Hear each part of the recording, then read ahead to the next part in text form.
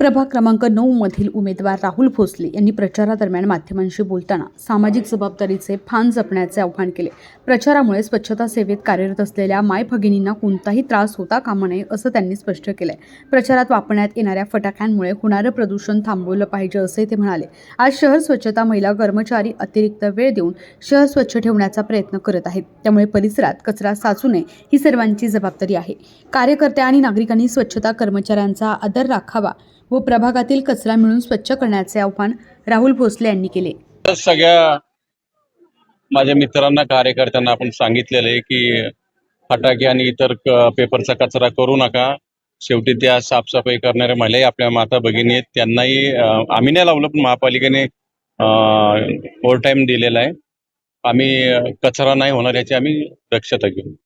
याच कामगारांच्या कॉन्ट्रॅक्टवर आपली काय भूमिका असेल? काही कॉन्ट्रॅक्टर त्यांच्यावर दबाव आणतायत असं त्या महिलांचंही म्हणणं आहे। कुठेतरी काम बचावण्यासाठी त्याही त्यांच्या भूमिका थोड्या दड पण वागलं जातं। नाही, स्वच्छताही झालीच पाहिजे, दबाव नसणार तसा। आम्हीच कचरा कमी करू म्हणजे त्यांना काम लागणार नाही। आज मास्टर कॉलनी दिलं वसतीत आपला प्रचार चालू आहे, कशा पद्धतीने प्रचार चालू आहे आणि नागरिकांना काय आव्हान करणार? छान प्रचार चालू आहे, प्रतिसाद चांगला आहे आणि नागरिकांना आवाहन करू की आम्हाला आमच्या पॅनलला चांगल्या मताने निवडून द्या।